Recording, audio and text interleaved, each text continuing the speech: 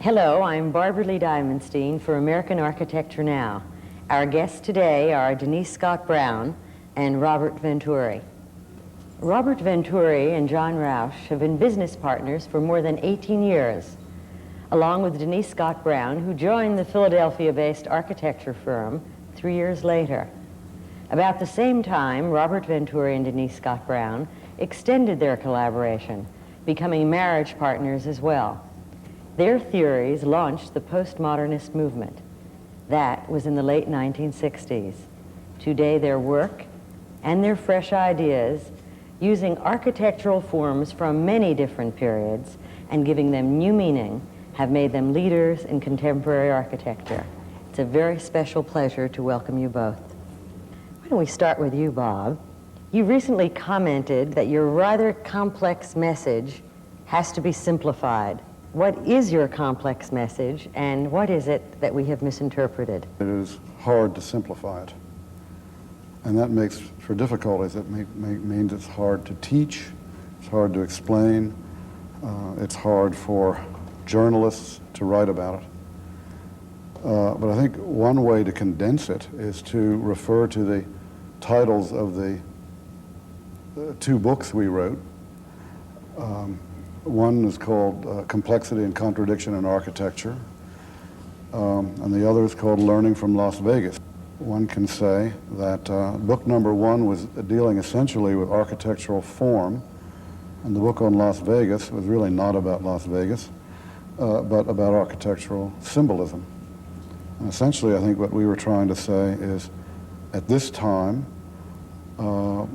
architects should acknowledge complexity, contradiction, ambiguity.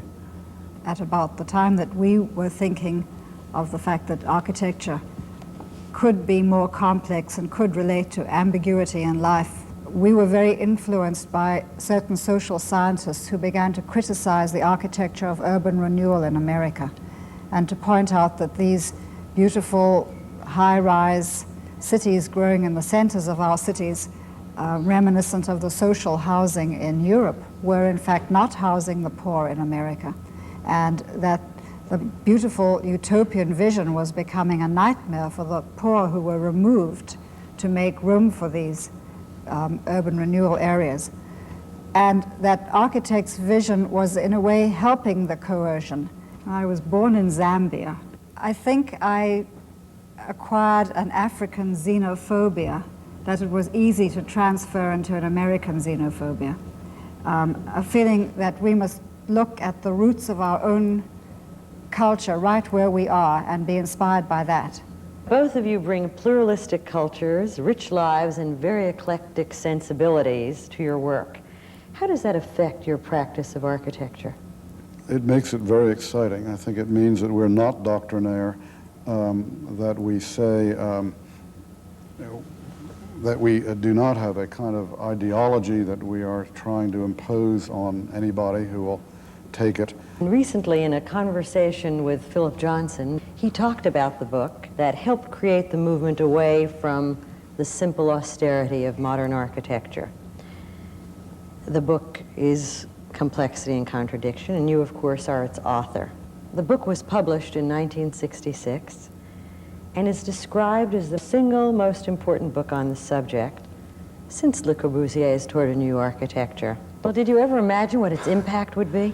No, I never thought of it. I just thought of writing a book that I thought I had something to say, and I wanted to get it out. I think it's also the result of being a young architect and not having much work and being frustrated, and so I got it out in words. Often younger architects do articles and sometimes books and sometimes projects, waiting for the work to come along and hoping that it will encourage it. I've often wondered, in the instance of this book that was on the one hand so praised and on the other hand at the time so maligned, if it lost you as much work as it brought. No, I'm sure it did. And the book on Las Vegas lost us more work. And there is the problem, and until recently at least, it was created a very negative effect to be an architect who wrote books, who taught, who was intellectual. That really harmed your chances of getting jobs and big commissions. What has changed recently? I think it's changed recently in that I think architectural writing has become rather fashionable. What was the effect of learning from Las Vegas? Do you think the title is a bit misleading? Yes, it is. I think it was a wrong title to use in the end because it made people think the book is about Las Vegas, but essentially was a book about connecting with the symbolism of today and learning about symbolism in general in architecture. Denise used the wonderful phrase, from Rome to Las Vegas, and we felt very strongly that because we were relatively sophisticated architects in the sense that we could go and look at our American scene with more clear perspective. Who introduced whom to pop culture in the everyday environment? Who knew about it first? We probably knew about it together from different backgrounds and experiences, but I invited Bob to visit Las Vegas with me. It is true that my appetite, and I think both of ours, had been whetted by Tom Wolfe's wonderful articles on Las Vegas and pop art, and the pop artists and the painters of the time certainly expanded our sensibilities in an important way. And I think very often artists have, in the last decades, been, artists in the sense of painters and sculptors, have been way ahead of architects in terms of sensibilities. In the sense we followed the pop art, the sensibility. So Main Street is still almost all right? Or is it That is getting right. better? No, it'll never be right. It'll always be almost all right. It has been said that the firm of Venturi, Rauch, and Scott Brown and their buildings are not easily labeled, that there is no one set style to which you adhere.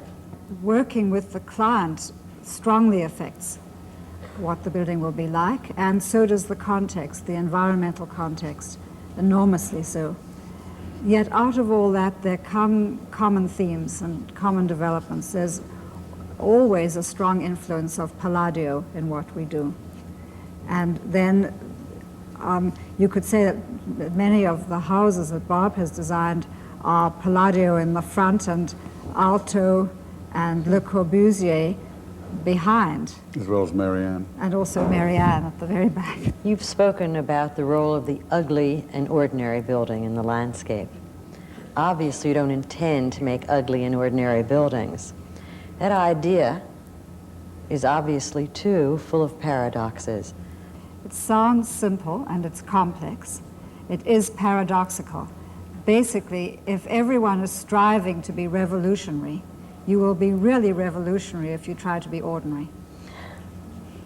In the end, quality is what's important. You are a craftsman, you are an artist, and you have to do well what you set out to do. The naming of styles, I think, is dangerous by architects. Bernini didn't know he was Baroque. Baroque was a bad word, like ugly and ordinary. Generally, architects should leave the naming of the styles of what they do to future historians.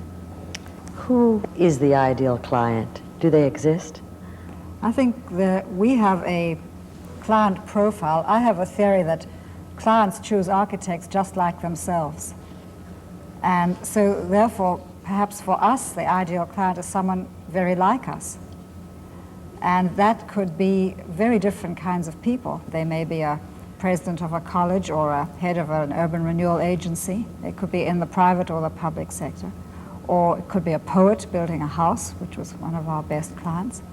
But they have a sense of entrepreneurial, they're going to do it themselves kind of view. And the architecture is very special to them, means a lot to them. I think architects had easier times in the early days when they had a single client, a prince or a cardinal or a robber baron, capitalist, whatever, and you had a kind of one-to-one relationship. I very much like working with community groups, especially in small towns. Isn't that one of your specialties, small town therapy and community participation? In specifics, we try to help them organize some kind of participation on the part of the town or the neighborhood, and to involve people who ought to be involved, partly because they can veto what you do, and if they're not there, they can't know the issues and they can't make good decisions. But is there any type of project that you'd prefer to work on? In the mid-70s, we designed about 4 exhibitions, and that was very fascinating. We were also very involved in thinking about symbolism and housing. and worked on several houses. And then we did several of these little Main Street revitalization projects. That was the time also that we diversified so much because of economic conditions. Can you tell us something about your intent and design for that exhibition at the Renwick, part of the Smithsonian Institution in Washington? Well, we were approached by Mr. Joshua Taylor and asked if we would do an exhibition on signs and symbols for the bicentennial, and he must have known that that was our interest. And so it was called Signs of Life, Symbols in the American City. And it was an exhibition of the ideas that we'd had from about 1968 to about 1974 or 5. And it involved analysis of symbolism in city streets and in suburban areas and on the Strip. What were the most recurring symbols? In housing, I would imagine that the most recurring symbol of all was probably the American eagle. Unless you want to take the symbol of the pitched roof and the green lawn, which is even more recurring. American flag came not too far behind. And the most surprising symbol? Oh, I expect, I'm not surprised by anything anymore, but when I saw that first mailbox on a stiff metal chain, that was pretty surprising. And essentially, we learned enormous lessons by the work we did, and that was the main lesson being that of acknowledging the plurality of American life and cultures and accommodating to them. What are some of the historical precedents that most engage you? Well, naturally, I love, first of all and mostly, Italian architecture, and then I love English architecture, and I particularly love Italian Mannerist architecture. Michelangelo is my favorite architect. Palladio, Borromini are important. And the English architecture, I like very much the quality that they have of taking an order or a system and adapting it. These are generalizations, are very dangerous, but they indicate my preferences. And of course, Sir Edwin Lutyens, whom I feel I discovered, in a sense. And I guess, like many beginning architects, you had a member of your family as a client. Of course, I'm referring to the now legendary house that you designed for your mother in Chestnut Hill, Pennsylvania. That's now about 20 years old, and I guess it's become sort of an icon among architects. Some people even describe it as one of the earliest postmodern buildings. It is interesting that I had the leisure then, and I was able to concentrate and work on that house for about 5 years. And in a sense, that house involved an enormous learning process. And in one way, almost everything that I've done and our firm has done since has come out of that house. Do you still find the house a satisfying design? Yes, I love it. Yeah, I love it. The Institute for Scientific Information features a plain brick box that is decorated with patterned colored tiles. How did the design for that building evolve? We were given the shape of the building, the height of the building, the size of the building by the client and by the program, as it were. And it was a very awkward shape, a rather low, squarish box. There were other determinants. We had to use a certain kind of brick in that neighborhood because of some deed restriction for supposedly aesthetic purposes.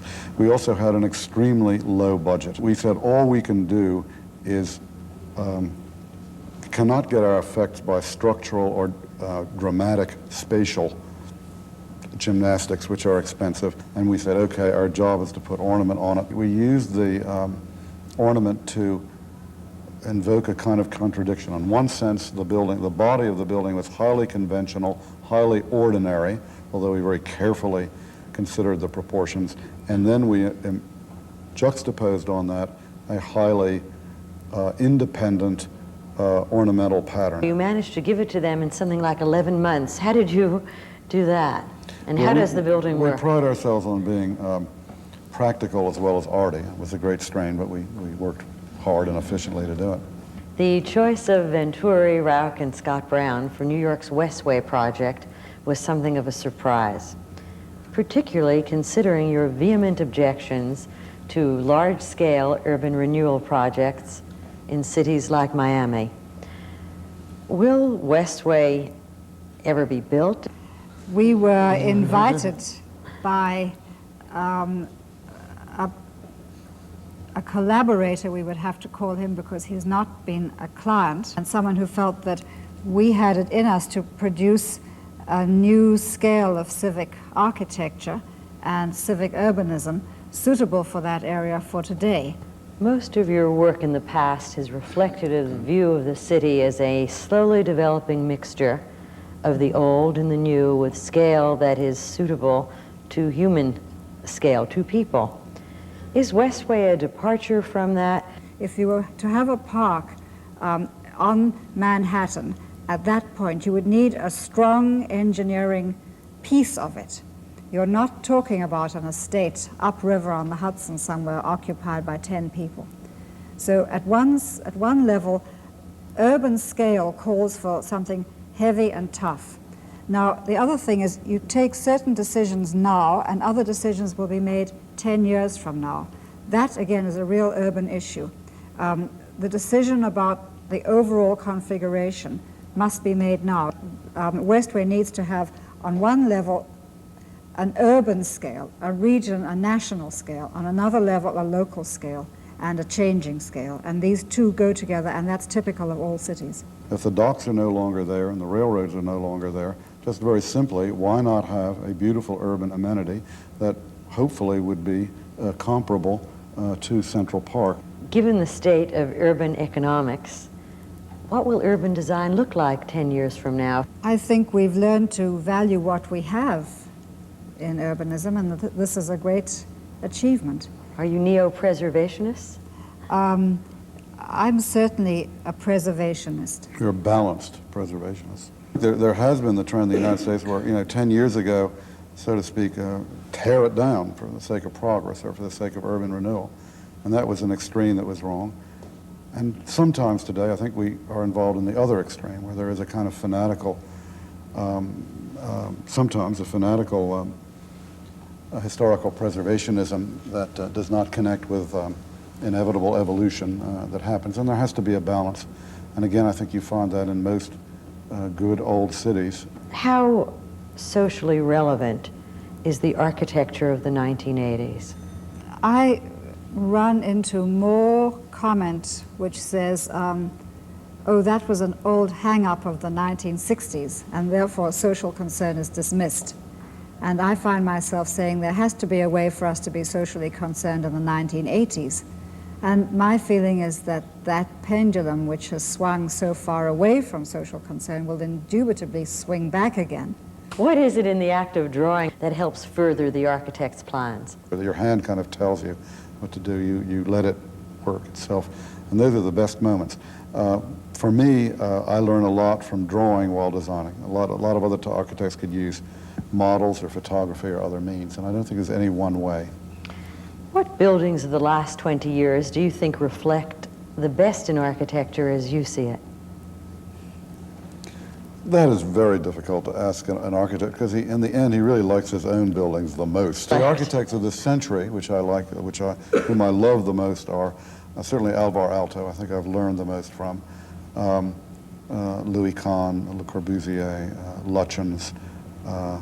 Right. We've learned a lot from, to go a little bit back farther, from English architects like Lutyens, like Philip Webb, and architects of that arts and crafts period.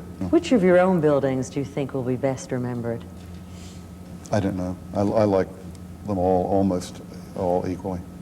I have a theory that the addition to the Allen Memorial Art Museum, which is difficult for people to understand now, will have considerable staying power. Why don't we talk about that building for a moment? The addition that you've made to Cass Gilbert's splendid museum, that some people see as a gesture of respect and others as a gesture of defiance, that ironic ionic. Can you tell us a bit about that, and what did you have in mind? That building, more than some others, in the end, resulted to a great extent not from preconception, and it involved a little, for me, it is to a great extent a result of circumstances. And actually, when it was evolving, I was not liking what was happening, but it was becoming more and more logical. And in the end, I began to like it very much. And I think buildings that evolve that way are often the most interesting. Ada Louise Huxtable has described your firm's contribution as beyond debate, and I'm going to quote her, is as a result of your work, we are never going to look at the world the same again. Very high praise, and particularly from such a respected source. How should we be looking at the world today? I think we should look at it with very open eyes, and we should be tolerant on one hand and critical on another hand. So you have to be respectful at once and also disrespectful. You have to keep balancing and going back and forth. In a sense, that's what we did with Las Vegas. We loved it and we hated it. And I think the love-hate relationship is kind of a healthy relationship for an artist. I would add to that that a sense of irony helps, but that you only develop that as you reach middle age. What do you mean, a sense of irony? Well, if you're both respecting and loving and criticizing your age, the way that these can get melded is through irony. This thing that I hate and love, you laugh rather than cry. And the reason that you can laugh is by having a talent for irony. Problems with the early modernists was that they really had none of that. They were evangelical, and they were going to be great reformers. They were not receptive. And I think the most important thing for artists, at least it has been for us, is to be receptive to a great extent. I mean, really to learn from all sources, including ordinary sources, because the ordinary can lead you very beautifully to the extraordinary. In a lecture at Harvard, you said that architects are still too tied to dogma, despite their breaking away from the restraints of the international style. Has postmodernism itself become too much of a dogma, do you think? I think in a way the postmodernists are the same as the modernists. Essentially, modern architecture in the early days was at a time when we were saying, oh, we're going to unify, we're going to be universal. And the ideal is to make all the world international style, if you will. Essentially, the postmodernists are still being relatively narrow and relatively doctrinaire and ideological. Is there anything you haven't designed yet that you'd like to? I guess I'd like to design a synagogue very much. I would also like to design an office building. I think that's a fascinating problem in itself, a tall one. If you had it to do over again, what would you do otherwise? Be rich. Well, I don't know. I think you know, you just do your job. That's really what I think good artists want to do. It's too abstract a question for me, what I would do otherwise. I try to do something otherwise, and something worse would happen in some other direction. Well, I think the reason it's hard for you to answer it is that our approach is highly pragmatic. In a sense, I think in many ways our approach is that we respond to circumstances. We don't start out with a theory. We respond to circumstances and then bring theory to them as necessary. Well, you've certainly been very responsive to this circumstance. Our very special thanks to Denise Scott Brown and Robert Venturi. Thank you very much for being with us tonight.